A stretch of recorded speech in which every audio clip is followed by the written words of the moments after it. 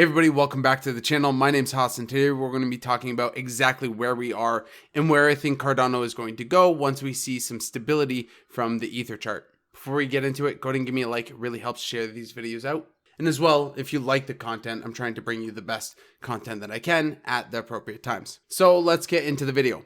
And just quickly, Bitcoin did take a little bit of a tumble, but we are seeing just the sideways action. So there's no real downtrend from Bitcoin. We've talked about where our lines of support are, and we still haven't hit any massive lines of support. But the big market driver recently has been Ethereum, without a doubt. So Ethereum has made an incredible jump, and even during this little bit of a downturn, little bit of a hiccup that we're seeing, it has recovered pretty well. It's above $4,000 again. It's been bumping around the $4,100 mark all day today. For Cardano, we're still holding that support way up here. So because Cardano trades level, as we've discussed, it holds the higher highs and then the higher lows. So we do see that Cardano is at this point at it close to its all-time high and holding up and maintaining these levels, which is great.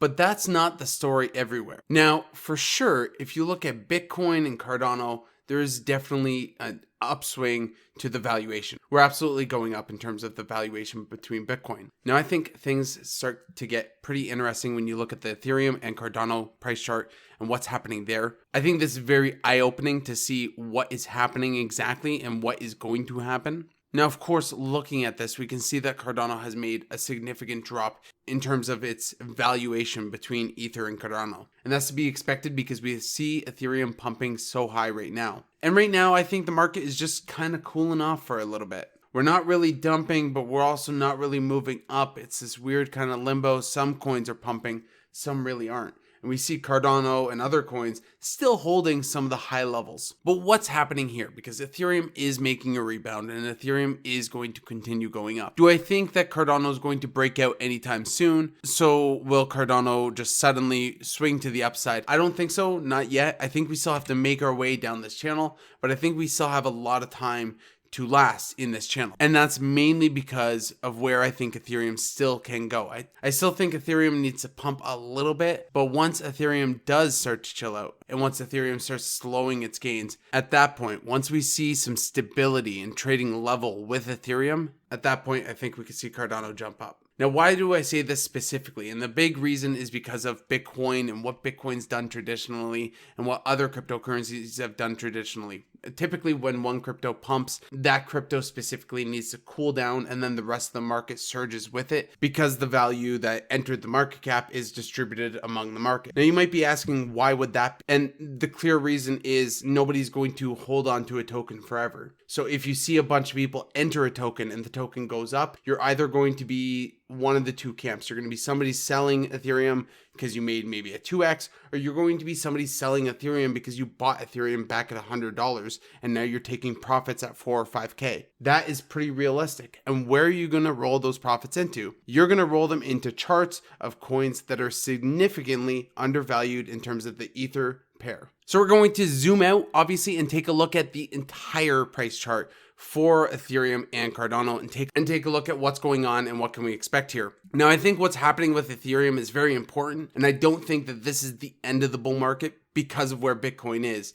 I would say if it was the end of the bull market, I would expect Bitcoin to at least be down 40% from here. So right now, I would suspect that we're just in a cool off phase for Bitcoin and Ethereum is signaling the other altcoins to get ready for a big pump. And that's because of the Ether valuation. Now, when you look at the value of Ether, and I'm not going to pay much attention to this, and the reason why I'm not going to pay attention to that big fiasco is because that was when Cardano was launched. It was in 2017, highly speculative market, and that's not enough trading data for us to take anything away useful from that information. So we can't even say that those are going to be our all-time highs, regardless of what Cardano did in the past. Of course, I obviously think that we're going to go way above this, but it's just a good point to note that really this parabolic run doesn't really measure up to what we're doing now because there's so much more in the system. So we see after the giant capitulation after 2017, it did go through another swing in trend when it did pump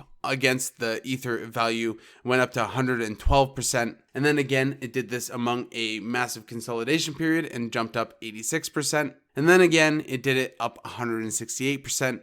And now we're here at 286%. And that's before we've started to go on our decline. So this is when Cardano made its huge pump to around $1.12 and Ethereum was basically just trading level. So it's to be expected. When something makes a move, it's going to lose value. And this chart should be very common for people to see. In fact, you could probably even extend this channel out and measure the entire dip. And it's to be expected that we're going to continue going down. But the difference between now and the dips that we experienced here is we weren't in a bull market. Now we are. Everything's incredibly bullish. Ethereum has pumped up at a huge level. And I think once Cardano takes an upswing, I think we're going to massively shoot up. Now, because of this, I also believe a couple of other things. I believe that once Ethereum has kind of slowed down, similar to how we waited for Bitcoin to level off and slow down for altcoins to pump, I think it's going to take the exact same thing to happen with Ethereum for a lot of altcoins to pump. So that's things like Cardano, like Polkadot.